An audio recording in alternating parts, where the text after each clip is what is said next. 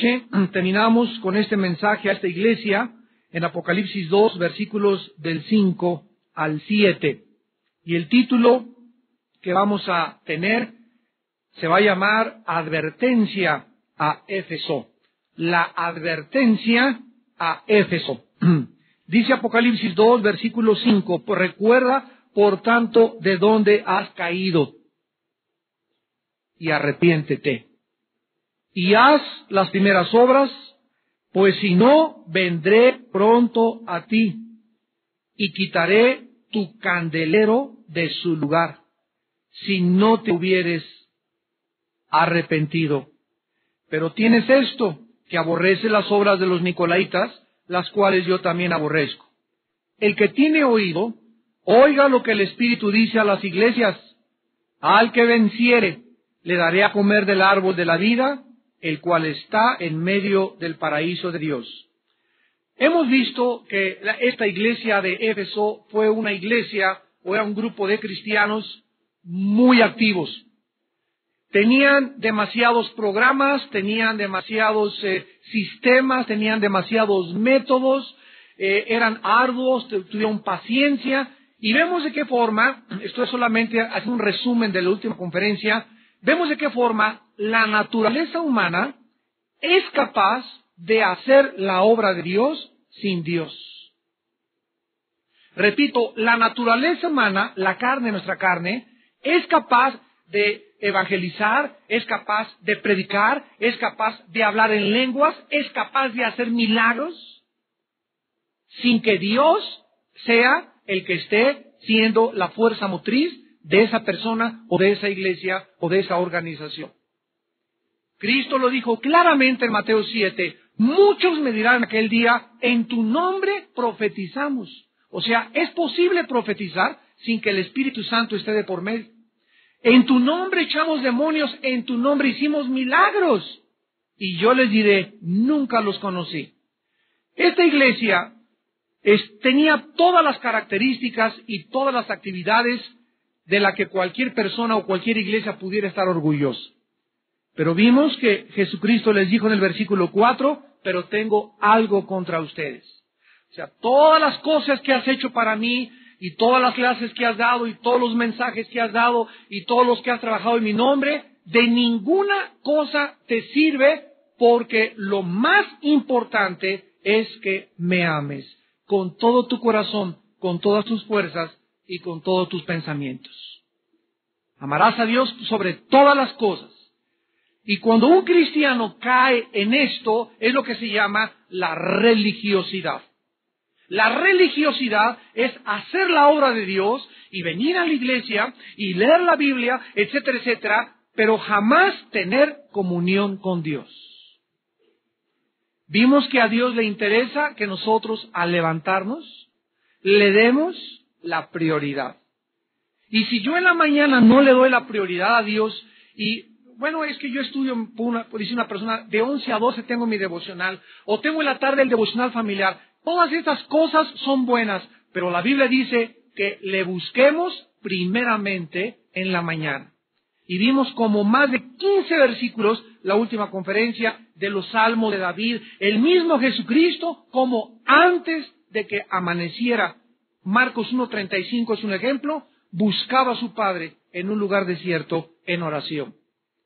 Entonces, si nosotros no desarrollamos la capacidad, el bendito hábito de estar en la mañana antes que cualquier otra cosa, tener tiempo para Dios, no podemos creer que lo que estoy haciendo en el resto del día para Dios no sea obra del Espíritu Santo, es la obra de mis propios esfuerzos, de mi propia consagración, porque la carne es muy consagrada. Y Cristo quiere que nosotros entendamos esto. Vean esta verdad en 1 Corintios capítulo 3, donde se menciona el juicio que los cristianos vamos a atravesar, el cual se llama el tribunal de Cristo. Esto se encuentra aquí y se encuentra en Romanos 14 y se encuentra en 2 Corintios 5. Dice en 1 Corintios capítulo 3, versículo 11, porque nadie puede poner otro fundamento que el que está puesto, el cual es Jesucristo. Y si sobre este fundamento alguno edificare oro, plata, piedras preciosas, madera, heno o hojarasca, la obra de cada uno se hará manifiesta, porque el día la declarará, pues por el fuego será revelada, y la obra de cada quien o de cada cual el fuego la probará. Si permaneciere la obra de alguno que sobreedificó, recibirá recompensa. Si la obra de alguno se quemare, él sufrirá pérdida, si bien él mismo será salvo, aunque así como por fuego. Aquí dice la Biblia que todos nosotros, después de ser salvos y de tener el fundamento que es Cristo, si no es Cristo sobre lo cual estoy edificando mi vida, no estoy absolutamente sobre ninguna base segura. Cada uno de nosotros tenemos la responsabilidad de edificar, de construir nuestra vida, moldear nuestro carácter, desarrollar nuestros hábitos, golpear mi cuerpo, ponerlo en servidumbre. Todos somos responsables delante de Dios de lo que Dios nos ha entregado. Ahora, muchas cosas que muchos cristianos hacen e iglesias están haciendo no son más que usando materiales combustibles. Vean ustedes en el versículo 13 que dice, en el 12 que hay oro, plata, piedras preciosas. Este es el material duradero, el que va a perdurar y el que aguanta la prueba. Pero hay otros cristianos que están construyendo su vida sobre madera en hojarasca, que son elementos combustibles. O sea, que tienen la apariencia de piedad. Iglesias que tienen la apariencia de ser muy dinámicas. Personas que tienen la apariencia de ser muy espirituales. Sin embargo, Dios conoce nuestro corazón. Y Él sabe perfectamente bien qué es lo que estoy haciendo yo, motivado por el amor de Dios, y no por esperar que me reconozcan, esperar que me aplaudan, esperar que me alaben, esperar que algún día digan, pues ya tengo 5 años aquí trabajando y nadie se fija en mí. Él sabe cuando tú estás haciendo las cosas para Él o lo estás haciendo para los hombres. Entonces, dice la Biblia en el versículo 13, que la obra de cada uno de nosotros se va a manifestar. Esta palabra manifestar significa se va a hacer pública.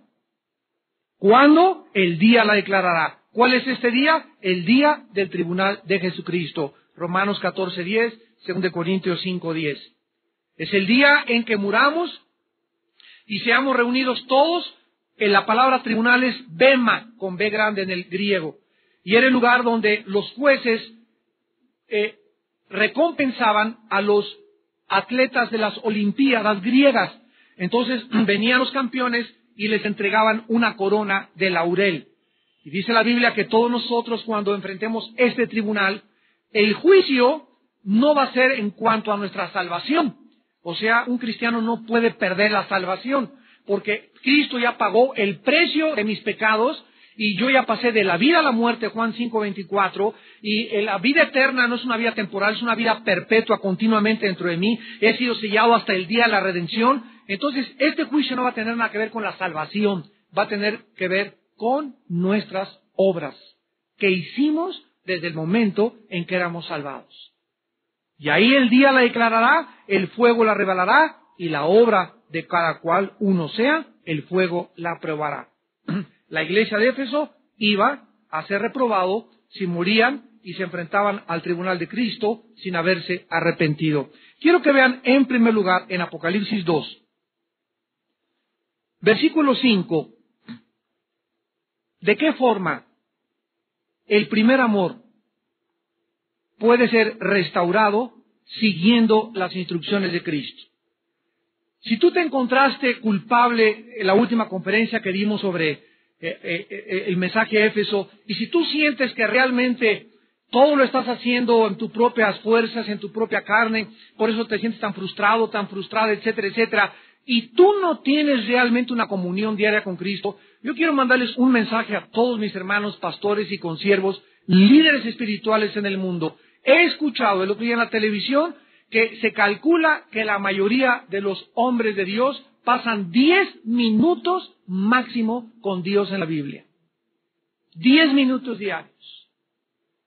Y si nosotros hemos sido llamados a ministrar y hemos sido llamados a darle alimento fresco a la grey de Dios, no podemos más que estar 2-3 horas diarias mínimo delante del Señor. en comunión en su palabra, examinándonos, permitiendo que el Espíritu Santo saque todas las cosas que quiere cambiar de nuestra vida, porque es la única forma de crecer, y nunca soltarnos de este amor de Dios. El amor de Dios se pierde cuando comenzamos a darle a otras cosas más importancia que a lo que tiene importancia. Para poder restaurar el amor de Dios, en primer lugar, le dice Cristo en el versículo 5, recuerda de dónde has caído. Vean ustedes la palabra que usa, recuerda de dónde has caído. O sea, estos cristianos estaban caídos. Pero si ninguno hemos sido adulterado, ninguno nos hemos emborrachado, ninguno se ha divorciado, ninguno se ha drogado, hemos trabajado, hemos tenido mucha paciencia, hemos predicado, hemos repartido volantes, pero de acuerdo a Cristo estaban caídos. Caídos en el suelo, en la lona, descalificados. Con todas estas buenas cosas y virtudes que habían hecho, ellos estaban caídos porque de acuerdo a Dios, repito, no valía nada lo que habían hecho por Él, porque lo que habían hecho no era el fruto de su comunión con Él. ¿Por qué les dice Cristo que, Cristo les pudo haber dicho, bueno, arrepiéntanse? No. Lo primero, antes del arrepentimiento, es recuerda dónde caíste. Cristo quiere llevarte a tu pasado. Cristo quiere que en nuestra mente recordemos cuándo se inició nuestra desconexión con Él. ¿Cuándo comenzaste a darle más importancia al deporte, o a tu esposo, o a tu esposa, o a tu casa, o a tu oficina? ¿Cuándo comenzaste a dejarlo a Él en segundo lugar? ¿Por qué Cristo quiere que nosotros regresemos en nuestra mente a nuestro pasado y recordemos dónde comenzó todo? Porque si no recordamos dónde comenzó todo, volvemos a repetir el mismo pecado. Si tú no recuerdas cómo comenzó eso, no vas a cometer el mismo error en el futuro. Entonces, es importante recordar cómo fue que te desconectaste. A lo mejor fue cuando comenzaste a rentar videos pornográficos. O fue cuando comenzó, a lo mejor tuviste tu niño y tu niño vino a alterar tu tiempo, que las mamilas estabas desvelada y sin que te diste cuenta comenzaste con tu niño, te absorbió tu niño tu tiempo y te desconectaste de tu comunión con Dios. Pero eso sí, ibas a la iglesia y tomabas estudios bíblicos, pero tú ya no tenías comunión con Dios. ¿Cuándo comenzó? A lo mejor comenzó cuando comenzaste a salir con Paquita. Y comenzaste a darte cuenta que Paquita, tu novia, te quitaba más tiempo con Dios y dejaste de leer la Biblia y comenzaste a abandonar tu comunión con Dios. Necesitamos recordar cuándo se inició la caída, porque de acuerdo a Jesús, una persona que ha perdido su primer amor es una persona caída. Es importante recordar la raíz donde comenzó el problema para no cometer el peligro de volver otra vez a cometerlo. En segundo lugar, le dice Dios que se arrepienta. La palabra arrepentirse tiene dos significados, tanto en el hebreo como en el griego.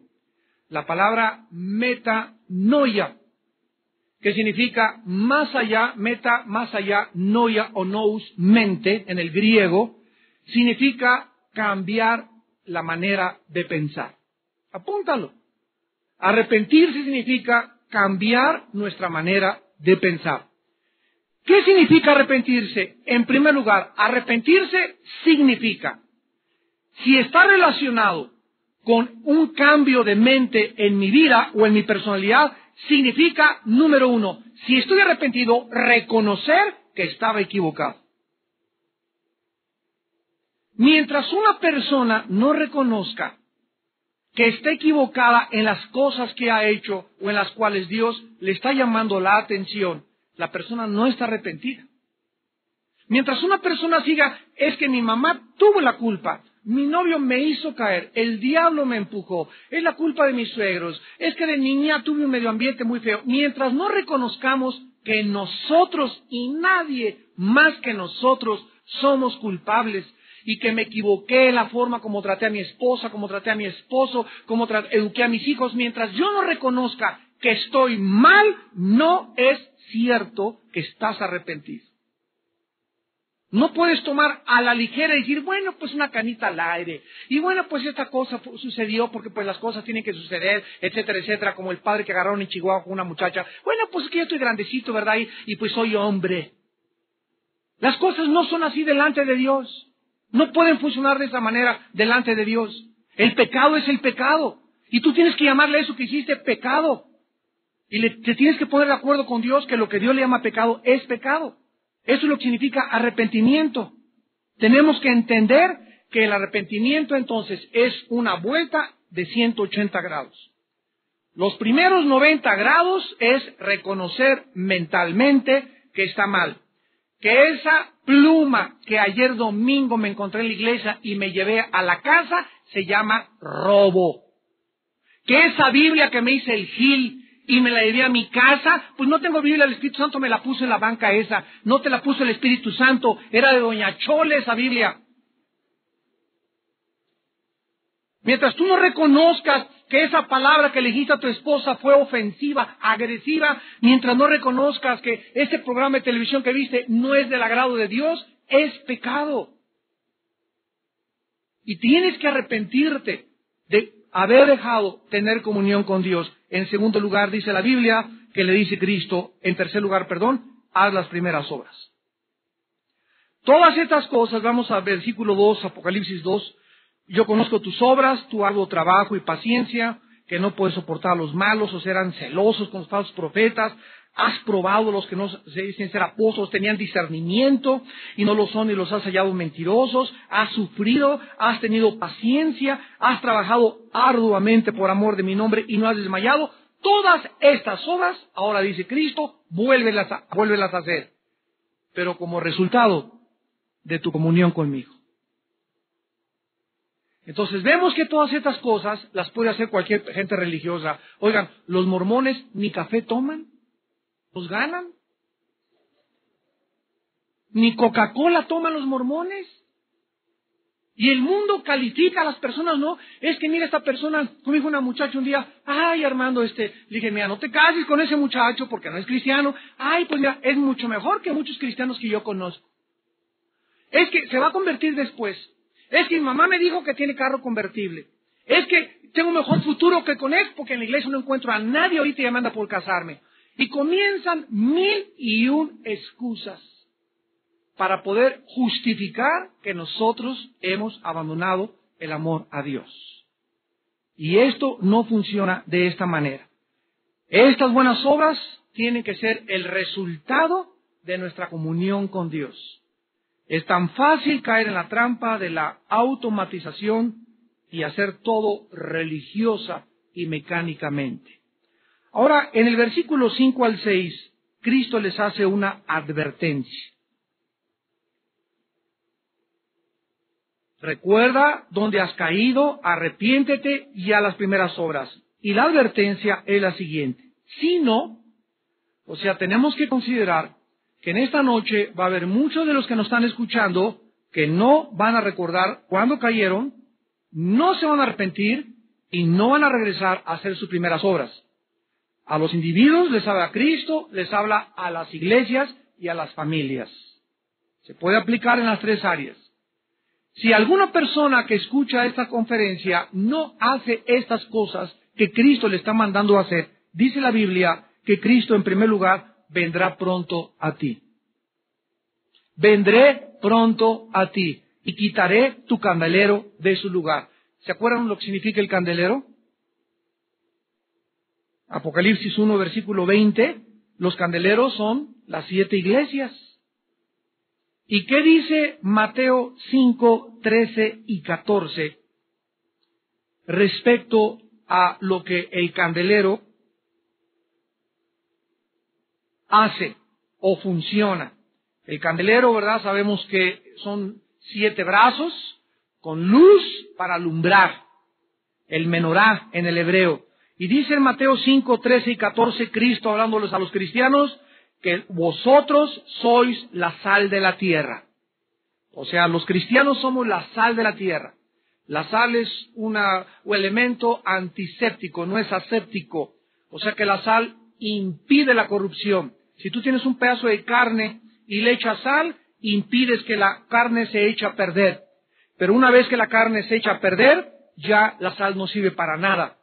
¿Qué significa esto? Que Dios no nos mandó al mundo a cambiar a los que ya están corruptos, sino a impedir que los que van camino a la corrupción no se corrompan tanto como podrían corromperse si nosotros no lo evitamos.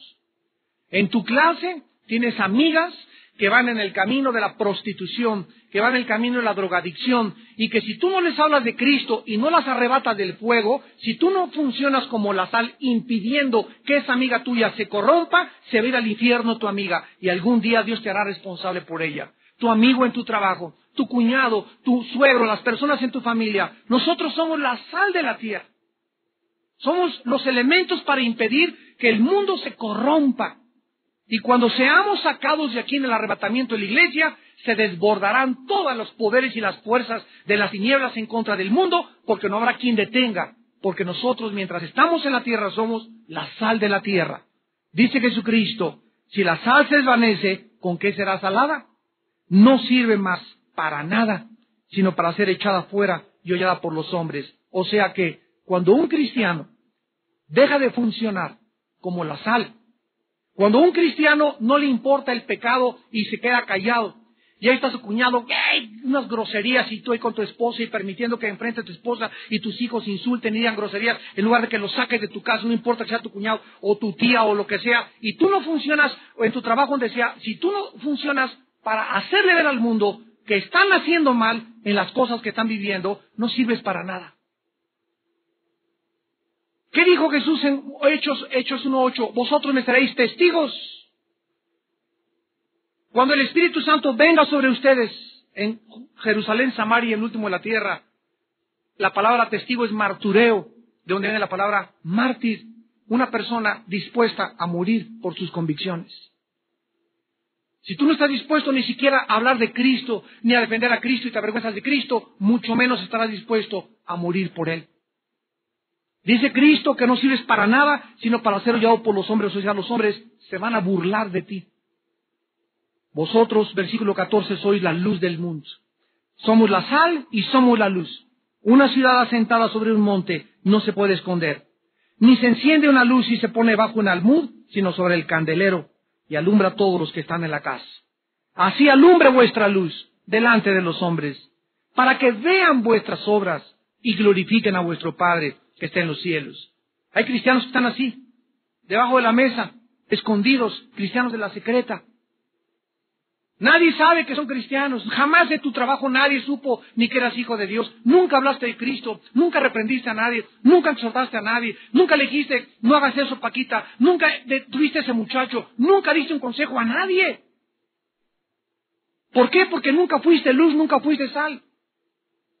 ¿Y qué significa esto? Significa dos cosas. Una, que han quitado Dios de tu vida, tu testimonio. Es lo que significa, regresamos a Apocalipsis 2:5. Quitaré tu candelero de su lugar. ¿Qué significa esto? Significa dos cosas principales. En primer lugar, que perderían su testimonio ante el mundo. Si tú no regresas a enamorarte de Cristo, comienzas a ser un cristiano religioso, mecánico, autómata, un robot cristiano. Pero tu testimonio ante el mundo lo pierdes. Por eso le dijo Pablo a Timoteo, aviva el fuego del don que hay en ti. Dentro de nosotros Dios prendió un fuego que es el Espíritu Santo cuando nos convertimos. Y nuestra responsabilidad es echarle aire, ¿verdad? Avivar dentro de mí esa flama. No apagarme, ya para qué hablo del Cristo, ya nunca hablo del Cristo, sino tenemos que estar encendidos, como dice la Biblia de Juan el Bautista, que Juan no era una vela, Juan no era una luz, Juan era una antorcha. Era tan grande el testimonio de Juan que era como una antorcha que brillaba y alumbraba a toda la generación en la cual él vivió. Si tú no regresas a enamorarte de Cristo, perderás tu testimonio. En segundo lugar, significa que dejarían de ser una iglesia verdadera. Una iglesia donde el Espíritu Santo no es el que está operando, sino que ellos operan en su fuerza económica, en su fuerza de programas, en su fuerza. Es una iglesia con un falso evangelio. Comienzan a predicar prosperidad, salud y bienestar y milagros falsos. Y a todo lo que es en esa iglesia, ¿verdad? Vas a ser rico y Dios te quiere rico y Dios no quiere a ningún enfermo y Dios quiere que tú realmente, y es una iglesia que está buscando milagros y que la gente se caiga y si no ven algo que los pueda mantener en ese nivel emocional, no se sostienen. Pero dejan de estar en ese nivel emocional y se van de esa iglesia a otros lados y se encuentran que no tienen la fuerza para enfrentar la vida cristiana. Jamás tuvieron doctrina, jamás tuvieron la palabra, todo fueron emociones, emociones, emociones. Es un falso evangelio.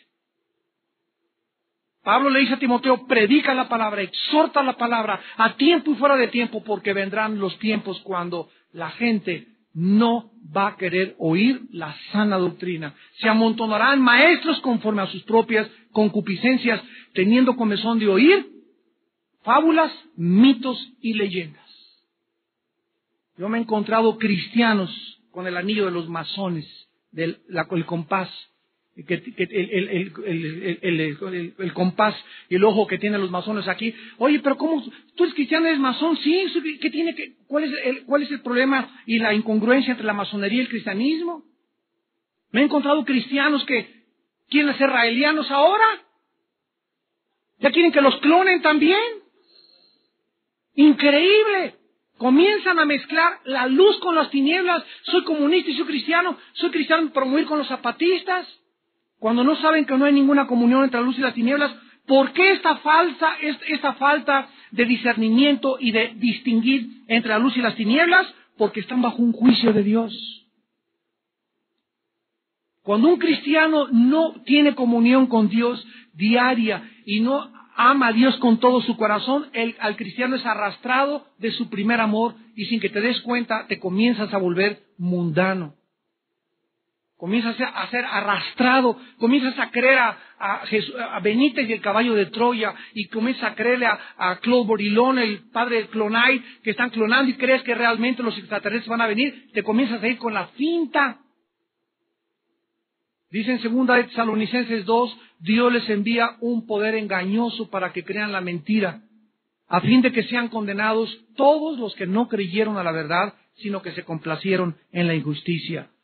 ¿Qué significa que van a quitar el candelero? Que dejarían de ser de representantes, dejarían de ser embajadores de Cristo en el mundo. El Señor les abandonaría para que hicieran lo que quisieran, recordarían en el tribunal de Cristo sus palabras de advertencia. Hermanos en Cristo, mientras más estudio el libro de Apocalipsis, más me convenzo que las últimas palabras de Jesús, ya no en la tierra, subió al cielo y trajo un cuerpo glorificado, se le apareció en la isla de Patmos a Juan, ya lo vimos en el capítulo 1. Las últimas palabras de Cristo a la iglesia son: arrepiéntanse. De las 7 iglesias que vamos a estudiar, a 5 le invita a arrepentirse. No es un mensaje de arrepentimiento a los incrédulos, es a nosotros. Y me preguntaba, ¿por qué, Dios mío, por qué no nos invitas más que a arrepentirnos? Porque si Él viene y te agarra no arrepentido, si te agarra en pecado, vas a perder recompensas, vas a perder una posición de autoridad en la otra vida, te vas a alejar avergonzado y como el mensaje a esta iglesia, no comerás del árbol de la vida que está en el paraíso de Dios. A cada iglesia se le da una promesa: al que venciere, o sea, al que se arrepienta y haga lo que le estoy diciendo, tendrá esto y tendrá aquello. Y en segundo lugar, significa el candelero quitarlo de nuestra vida, que la pureza de doctrina y muchas actividades no son suficientes. Hay personas que son impecables en su doctrina, son ortodoxos. Y son perfectamente teólogos, y qué bueno que tienen una buena teología, y qué bueno que tienen aquello. Pero ¿cómo hablan de sus hermanos? ¿Y cómo persiguen a sus hermanos? ¿Y cómo atacan a otras iglesias? Pero son perfectos en su doctrina. Y la Biblia dice en 1 Corintios 13 a este tipo de personas: todo mundo conoce el himno al amor. Si yo hablara lenguas humanas y angélicas y no tengo amor, vengo a ser como metal que resuena o címbalo que retiñe. Si yo tuviese profecía y eres un profeta y tienes don de profecía y hablas lenguas, y escucha, y además entendieses todos los misterios y todo conocimiento, y tuvieras toda la fe, de tal manera que trasladase los montes, y no tengo amor, nada soy. Y si repartiera todos mis bienes para dar de comer a los pobres, y si entregara mi cuerpo para ser quemado, y no tengo amor, nada me sirve.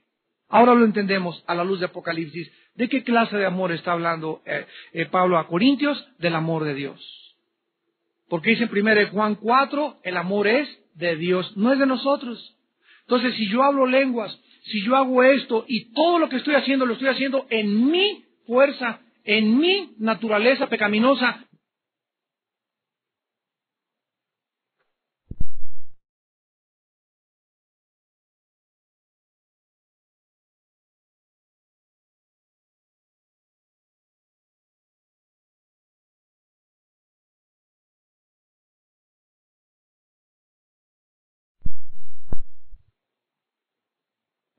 Como resultado de mi comunión con Dios, de mi amor a Dios que le tengo, de mi enamoramiento a Dios, sino que es fácil producir todo este tipo de obras sin estar conectado con Dios, de nada me sirve en el día del tribunal de Cristo. Y si tú mueres y no te arrepientes y recuerdas dónde has caído y no haces las primeras obras, Dios tal vez ya, en este momento que me escuchas, ha quitado tu candelero desde hace varios meses.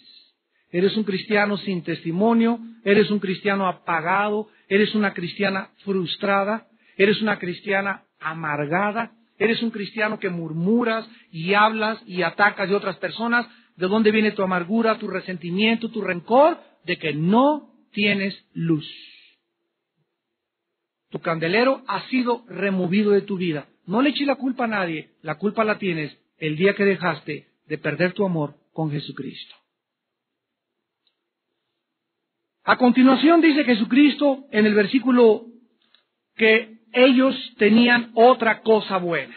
Versículo 6, Apocalipsis 2:6, que aborrecían la obra de los Nicolaitas. Vamos a hablar más ampliamente de ellos en las otras iglesias, y dice Cristo, las cuales yo también aborrezco. La palabra Nico significa pueblo, significa gobernar en el griego. Nikos, gobierno, laos, pueblo.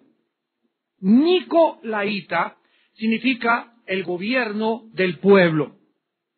Las obras de los Nicolaitas son las obras de las personas laicas o de las personas que no han sido colocadas por Dios en el liderazgo de la iglesia y que quieren dirigir, que quieren controlar y quieren gobernar la iglesia y al mismo pastor. Hay muchas iglesias aquí en México, en el mundo entero, que se juntó la familia González y se juntó la familia Ramírez y se juntó la familia Poral y vamos a poner el techo de la iglesia y vamos a poner esto y vamos a poner el piso y vamos a contratar a un pastor, así como me oyen. Y se traen al pastor y pues le dan su sueldo. Si el pastor no les gusta como predica, lo cambian y lo mandan a otro lado y se agarran y se traen a su propio levita para que sea su propio pastor. Una iglesia no puede ser gobernada por el pueblo, porque la iglesia no es una democracia. No somos el PRD, ni el PAN, ni el PRI. El gobierno de la iglesia es teocrático, no es democrático. No es de que, a ver quién vota por quién quiere ser pastor, a ver quién vota por este diácono. Esto no existe en la Biblia. Veamos rápidamente en la Biblia, en 1 Timoteo 3, que la Biblia nos muestra quiénes deben gobernar la iglesia. Vamos a pedir silencio ahí atrás, por favor. Palabra fiel. Si alguno anhela obispado, buena obra desea. Esta palabra obispado, de ahí viene la palabra obispo, es la palabra griega episcopos. Episcopos, que significa una persona que supervisa, que sobrevé, que vigila a otros líderes. En otras palabras, si alguno quiere algún día ser fiel y llegar a ser un líder y tener debajo a muchos pastores y tener a miles de almas, se nombran las características de cada persona. En Hechos capítulo 14, Hechos 14, versículo 23, Otra palabra para un líder espiritual es anciano. Dice Hechos 14:23. Y constituyeron ancianos. Esta palabra en el griego es presbúteros. De ahí viene la palabra presbítero. Y de donde se deriva la palabra presbiteriano. Presbúteros. Constituyeron presbúteros en cada iglesia. Y habiendo orado con ayunos, los encomendaron al Señor.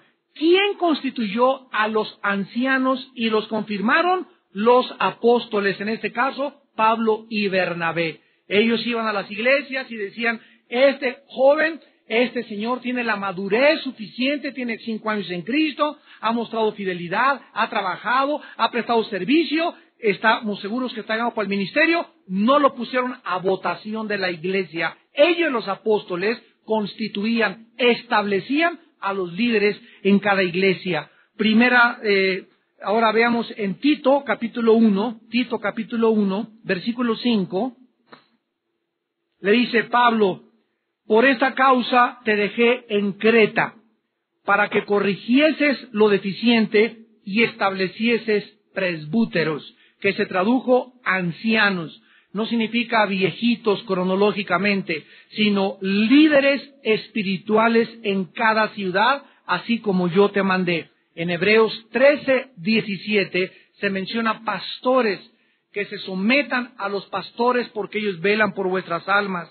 En Hechos 6:3 se menciona diáconos, que significa los que ayudan a los pastores, los servidores de los pastores que los ayudan en los menesteres de menor responsabilidad, ayudantes de los pastores. Esta es la forma como Dios estableció que la iglesia fuese gobernada. No por el pueblo, no por votación, no por democracia, no porque te guste, porque tú tienes el dinero de la iglesia, vas a hacer lo que quieras. La iglesia es dirigida por los líderes de la iglesia. Ellos administran el dinero, ellos toman las decisiones, ellos gobiernan el pueblo y nosotros somos responsables delante de Dios de cada decisión que tomemos, porque Dios nos demandará a todos los que hemos sido puestos en el liderazgo 100 veces más que a cualquier oveja que no tenga la responsabilidad de ser un líder espiritual. Así que no anheles obispado tan superficial ni tan ligeramente.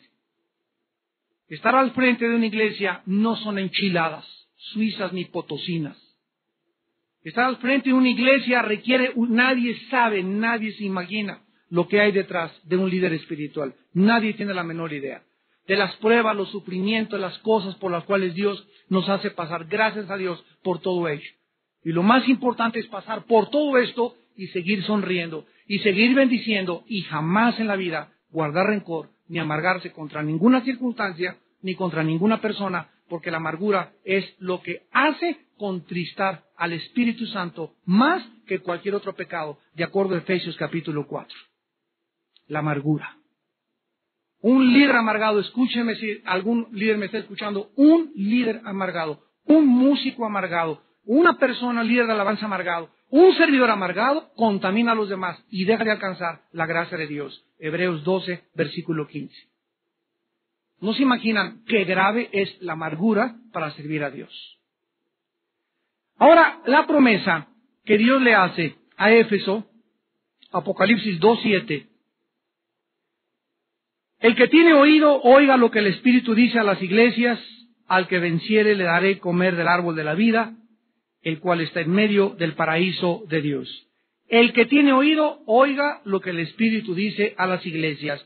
¿Qué acaso estos cristianos estaban sordos? ¿Qué quiere decir estas palabras al que tenga oídos? O sea, pues todos tienen oídos. Muy bien, la Biblia nos muestra claramente que efectivamente todos tenemos oídos, sin embargo, no todos saben escuchar. Una vez les di el ejemplo que llega una maestra a la escuela y están todos los niños con sus aviones por acá y con los lápices. Niños, por favor, ya llegué, pórtense bien. Y nadie le hace caso, siguen con los avioncitos los niños. Y la segunda llega la maestra y les dice, ¡chamaquitos! ¿Qué no oyeron que se porten bien? Y en ese momento, cuando oyen la energía de la maestra y la actitud del tono de su voz, cambian su actitud y su conducta y se ponen así. La primera pregunta es, ¿la primera vez oyeron? Sí, claro que hoy no estaban sordos. Claro que oyeron. Sin embargo, les entró por acá y les salió por allá. ¿Qué los hizo reaccionar? Que hubiera, junto con la exhortación, la energía y la autoridad para hacer. ¿Qué necesita Dios para hacerte escuchar su voz?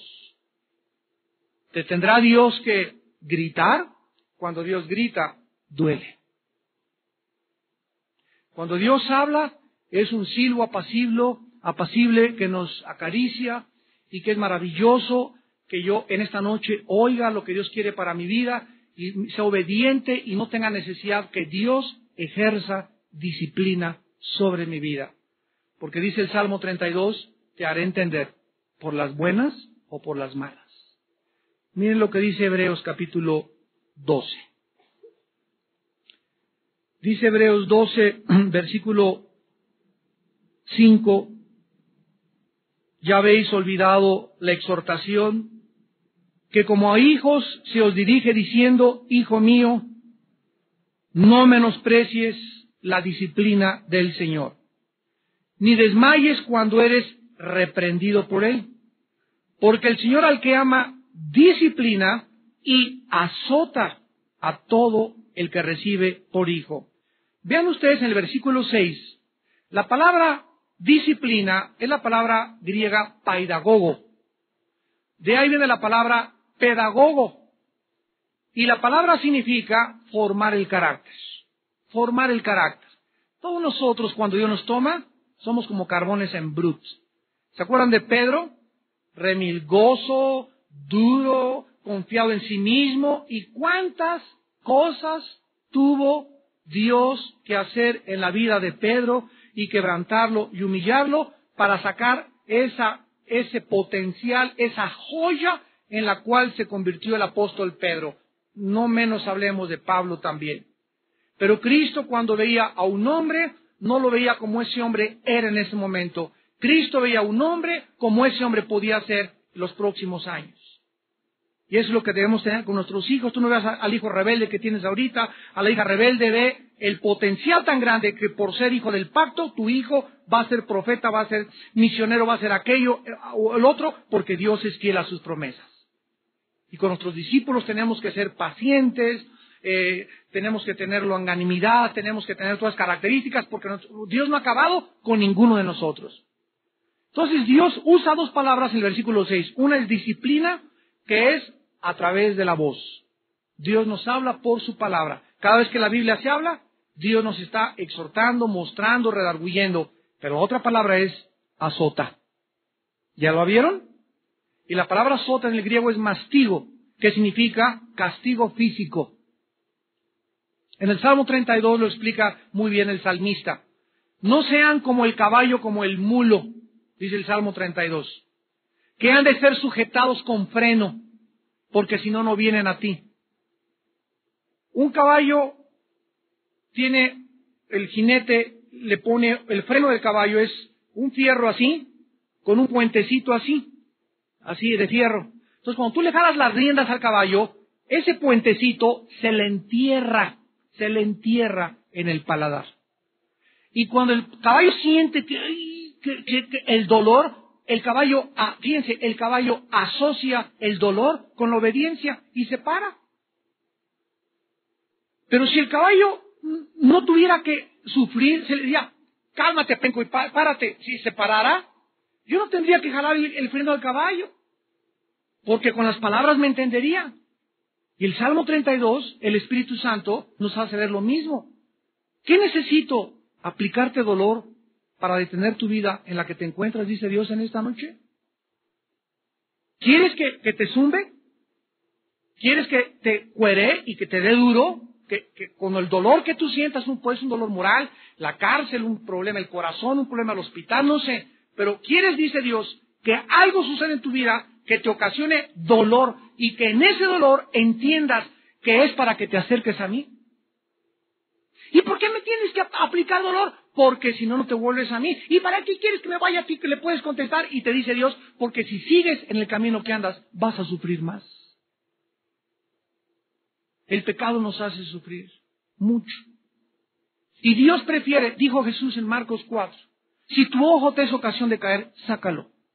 Si tu mano te es ocasión de pecar, córtala. Si tu brazo tu pierna es ocasión de caer, córtala. Mejor es entrar al cielo tuerto, manco y cojo que entrar entero al infierno. Entonces Dios prefiere permitir en nuestras vidas cosas y tragedias y dramas que nos sucedan y que nos volvamos a Él, a que sigamos en la dolce vita y acabemos muertos y despertemos en el infierno. El que tiene oídos, oiga, esto es lo que significa lo que el Espíritu dice. Tú escucha en esta noche, que no te entre por acá y te salga por allá. Arrepiéntete de veras. Reconoce que estás mal. Reconoce que no puedes seguir con ese pecado ni acostándote con tu secretaria. Reconoce que como jóvenes no pueden tener relaciones sexuales antes de casarse. Reconoce lo que estás mal. Reconoce que no puedes seguir robando ni clavándote la lana de tu oficina ni porque manejes dinero metiéndote billetes a tu bolsa. Tienes que reconocer eso porque tenemos que tener temor de Dios. Y si tú no lo haces, ¿qué cosa va a suceder? Cuero. Porque Dios al que ama, disciplina. El que tiene oído, oiga lo que el Espíritu dice. ¿Qué dice el Espíritu? Al que venciere, le daré a comer del árbol de la vida, el cual está en medio del paraíso de Dios. Esto es muy interesante, terminamos, y es maravilloso, porque la palabra vencer es nikao en el griego, que significa prevalecer, conquistar, dominar, ganar, y conlleva la idea de un guerrero, de un soldado que está luchando en una batalla. Entonces, el mensaje del Espíritu Santo es que los cristianos fuimos llamados a prevalecer sobre nuestros vicios, a conquistar nuestros vicios, a prevalecer sobre nuestra carne, a dominar, a ganar en todas las áreas en las cuales antes estábamos tirados en el suelo. Si tú eres hijo de Dios, dice Romanos 8, somos más que vencedores. Y dice 1 Juan 5, 4 y 5, esta es la victoria que ha vencido al mundo, nuestra fe. Entonces, si tú realmente eres cristiano, y eres hijo y eres hija de Dios, vences. Vas a vencer. Porque Dios no nos llamó para hacer cola, sino ser cabeza. No nos llamó para estar debajo, sino para estar arriba. Somos más que vencedores. El espíritu que Dios nos ha dado no es un espíritu de cobardía, es un espíritu de poder, de amor y dominio propio. Entonces, cuando nosotros tenemos al Espíritu de Dios, somos vencedores en la guerra. Salimos victoriosos de una competencia deportiva. ¿Quiénes son bíblicamente los vencedores? Los que son hijos de Dios. 1 Juan 5, 4 y 5. ¿Quién es aquel que vence al mundo sino aquel que es hijo de Dios? Tú tienes que vencer tus vicios, tú tienes que vencer tu fornicación, tienes que vencer tu carne, tienes que ser súper guerrero para Dios. Y los que salen de la carrera y no regresan, nunca fueron salvos. Dice 1 Juan capítulo 2, versículo 9. 1 Juan 2, 9. El que dice que está en la luz y aborrece a su hermano, está todavía en tinieblas. Una característica de una persona que se dice cristiana y no es cierto que sea cristiana, es que el cristiano, escúchame, el cristiano no puede odiar a nadie. Y si tú sientes odio en esta noche o amargura contra alguien, pídele perdón a Dios y vas a tener el poder de amar a esa persona. Pero tú no puedes darte el lujo de odiar a nadie, porque el odio bloquea la gracia de Dios a nuestra vida. Ahora, ¿qué es lo que tenemos que vencer? Bueno, en 1 Corintios 9, en primer lugar, dice el apóstol Pablo, ¿qué es lo que tenemos que vencer? En 1 Corintios 9, el apóstol Pablo en el versículo 25 al 27, escribió esto asombrosamente de la pluma del gran león de Dios, Pablo el apóstol. Dice Pablo en 1 Corintios 9, 25, todo aquel que lucha, de todo se abstiene. Ellos a la verdad para recibir una corona corruptible, o se está hablando de los atletas en las Olimpiadas, pero nosotros una incorruptible. O sea, un atleta, vean, el otro día estábamos en Acapulco y estaba ahí un equipo, me reservo el nombre del equipo fútbol, muchos son admiradores de él, pero salió a los 3 días una revista en Acapulco donde el portero y uno de los principales delanteros los encontraron en la zona roja de Acapulco con 2 prostitutas ahogados de borrachos. ¿Ustedes creen que estos futbolistas van a durar? Para nada. Llegan allá y ya están en primera división y por acá hay subcampeones, esto y el otro, y comienzan a creer que las muchachas de Acapulco y que la borrachera y que las prostitutas y galanes y las muchachas detrás de ellos no duran. Un atleta no puede. ¿Por qué Ana Guevara ha ganado los campeonatos de los 400 metros planos y más de 5 o 6 medallas de oro? Simplemente porque ella sabe que no puede mezclar el placer con el ejercicio. Lo ha dicho muchas veces. Ella no es cristiana, desde luego, pero ella sabe en su carrera de atletismo y lo ha dicho: si yo me voy a fiestas y comienzo por aquí y por allá, no puedo llegar nunca a lo que quiero llegar. Si quiero seguir compitiendo y ganando, tengo que abstenerme de reventones. ¿Y ella para qué? Para querer una medalla de oro, y a nosotros nos está esperando una corona incorruptible. Entonces, si los atletas y los deportistas hacen sacrificios para poder llegar a ser campeones y mantenerse, porque es muy fácil llegar, lo difícil es mantenerse, estar ahí arriba. Pocos atletas como Hugo Sánchez se han podido mantener arriba. De los artistas antiguos, ¿se acuerdan ustedes? Alberto Vázquez, Enrique Guzmán, Manolo Muñoz, se cayeron por las drogas. ¿Quiénes son los que sobrevivieron los 60, los 70, 2 o 3 nada más? Los demás no pudieron permanecer. ¿Por qué? Porque no tuvieron disciplina. Y nos puede suceder lo mismo a nosotros. 1 Corintios 9:26, así que yo de esta manera corro, no como la aventura. De esta manera peleo, no como quien golpea al aire, sino que golpeo mi cuerpo. Y lo pongo en servidumbre. No sea que, habiendo sido heraldo, predicador, el profeta de Dios, y por aquí bla, bla, bla, bla, bla, no sea que, si Pablo no ponía su cuerpo encadenado, en servidumbre, y no le daba gusto nada que la noche atole, pues no le doy atole. Una concha de la tía Rosa, pues ahora no compro la concha de la tía Rosa porque paso los 40 años y tiene muchos triglicéridos. Y que nada. Y que postre una vez a la semana y póngase a correr barrigón. Se le van a llamar Santa Claus. Si no hacemos esto, si nuestro cuerpo no es nuestro esclavo, seamos eliminados. Somos eliminados. Y esta palabra eliminados no significa perder la salvación, significa ser enviado a la banca. Perdemos nuestro testimonio, perdemos el privilegio de ser usados por Dios, porque Dios quiere que nosotros seamos vencedores. Para vencer necesitas disciplina.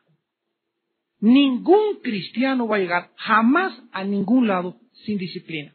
Ningún karateca, ningún futbolista, de americano, basquetbol, nadador, fútbol, lo que sea, ninguna profesión, en ningún campo, nadie llega nunca muy lejos si no es una persona disciplinada y su cuerpo lo tiene en servidumbre.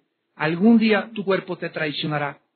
Y ese esclavo que nunca pudiste dominar se va a convertir en un monstruo que te va a acabar devorando el día de mañana. Si tú, hoy que escuchas la voz del Espíritu de Dios, no comienzas a poner tu cuerpo en servidumbre. Y finalmente, termina este mensaje a la iglesia haciéndole la promesa que el que venza le darán a comer el árbol de la vida. Vayamos rápidamente al libro del Génesis y veamos, esto es bien profundo, el árbol de la vida. Cuando Dios creó a Adán y Eva, estaban en el huerto 3 clases de árboles. Estaba el árbol de la vida, el árbol del conocimiento del bien y del mal, y los árboles frutales. Entonces, todas estas cosas que Dios dice en el capítulo 2 de Génesis, versículo 9, Jehová Dios hizo nacer de la tierra todo árbol delicioso a la vista y bueno para comer. También el árbol de la vida en medio del huerto y el árbol de la ciencia del bien y del mal. Había 3 clases de árboles. Uno les alimentaba físicamente, el árbol de las frutas. El otro les alimentaba y les mantenía inmortales, el árbol de la vida. Y el árbol prohibido, comenzarían ellos a determinar por ellos mismos qué es bueno y qué es malo. Dios no quería que Adán y Eva determinaran por ellos mismos qué es bueno y qué es malo. Es Dios el que establece el patrón y el parámetro entre el bien y entre el mal. Nosotros no tenemos la capacidad de decidir ni distinguir esto es bueno o es malo. Es Dios el que nos dice esto es pecado y cuando la voz viene de arriba es pecado. Y yo lo acepto y me someto al juicio de Dios. Adán y Eva tomaron de este árbol del bien y del mal y miren lo que pasó en Génesis 3. Versículo 22. Génesis 3, 22. Jehová Dios dijo, he aquí el hombre es como uno de nosotros, sabiendo el bien y el mal. Ahora pues que no alargue su mano y tome también del árbol de la vida y coma y viva para siempre. Adán y Eva tenían la vida eterna. Adán y Eva perdieron la vida eterna al tomar del árbol del bien y del mal. Pero existía un peligro, de acuerdo a la Biblia, existía un peligro de que Adán y Eva, en estado caído, en estado pecaminoso, pudieran regresar y decir, pues ahora comemos el árbol de la vida, y si ellos hubieran podido hacer eso, hubieran vivido, hubieran vivido eternamente en pecado. Y hubieran sido inmortales. Y hubiera sido una desgracia para sus vidas de que ellos tuvieran la inmortalidad sin la redención. ¿Qué hizo Dios? Dice el versículo 23, lo sacó Jehová del huerto del Edén para que labrara la tierra que fue tomado, echó pues fuera al hombre y puso al oriente del huerto de Edén querubines y una espada encendida que se revolvía por todos lados para guardar el camino del árbol de la vida. Viene Cristo, Él dijo que Él era la vida y nos da la vida eterna. Pero ya nosotros teniendo la vida eterna, como la tenía Adán, y vamos a morir, y vamos a subir al cielo, y vamos a ser recompensados, una de las recompensas y de las bendiciones que ya glorificados vamos a tener es continuar participando del árbol de la vida. Vean ustedes en Apocalipsis 22,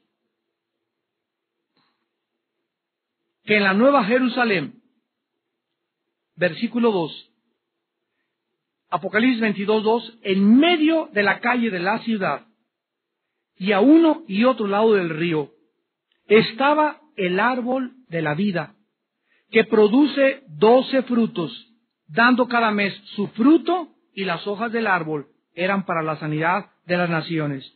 En la vida, en esta tierra, después de morir, cuando regresemos, va a estar otra vez el árbol de la vida. Va a haber frutos que van los árboles a seguir produciendo. El mundo seguirá constituido y dividido en naciones.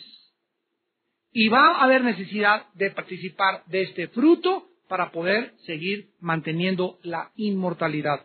¿Cuál es la enseñanza? Que el ser humano, como Adán, en estado perfecto, sin haber pecado, necesitaba comer del árbol de la vida para mantener la inmortalidad. El ser humano, ya pecado, ya habiendo pecado y habiendo recibido a Cristo, otra vez en estado perfecto, igual que como estaba Adán, volverá a participar del árbol de la vida. ¿Por qué? ¿Cuál es la enseñanza? Es muy simple. Nos enseña Dios que simplemente el ser humano, no importa que viva en estado de santidad o en estado de pecado, el ser humano no es Dios. Jamás podremos independizarnos de Dios. Necesitamos participar de algo para mantener la inmortalidad. No somos dioses. Y esto es algo maravilloso porque Dios quiere que nosotros podamos ser vencedores y mantener la inmortalidad eternamente y para siempre al lado de su Hijo Jesucristo. El que tenga oídos en esta noche, oiga lo que el Espíritu nos ha hablado a cada uno de nosotros, a nuestro corazón. Oremos. Recuerda dónde has caído. Hijo, hija mía, dice el Señor, ¿cuándo comenzaste a alejarte de mí? ¿Cuándo comenzaste a volverte religioso, religiosa? Y sí, seguías yendo a la iglesia y seguías tomando estudios, pero tienes muchos días, muchos meses, tal vez años, dice el Señor, que no tenemos tú y yo comunión íntima en el secreto del Señor. Dios nos llamó a la comunión con su Hijo Jesucristo. Y esta es la vida eterna, que lo conozcamos. No podemos conocer a Dios sin tener comunión con Él todos los días, en nuestra vida devocional, en nuestra vida de comunión con Él, a solas con Él. Ahí en nuestra recámara, tal vez antes de que salga el sol, Él nos está esperando. Él nos quiere dar palabras de sabiduría en el tiempo que pasamos a solas con Él. Nos quiere energetizar y quiere producir a través de nosotros el fruto que no es de nosotros, es el fruto del Espíritu Santo. El fruto del Espíritu Santo es amor, gozo y paz, principalmente. Aunque estos se pueden falsificar e imitar también. La carne puede producir un amor falso, un gozo y una paz que no son de Dios. Pero lo que es de Dios permanece, lo que es de Dios se manifiesta, lo que es de Dios es producido por Dios. Yo soy la vid, vosotros sois los pámpanos, dijo Jesús. Así como la rama no puede producir fruto si no permanece en la vid, así también vosotros, separados de mí, nada podréis hacer jamás. Padre, te damos gracias por tu perdón en esta noche, para todos aquellos que se han arrepentido y que se han vuelto contigo con todo su corazón. Tú los bendecirás, los sacarás de su pozo de la desesperación, pondrás sus pies sobre la roca, les manifestarás tu gozo y tu paz en esta noche.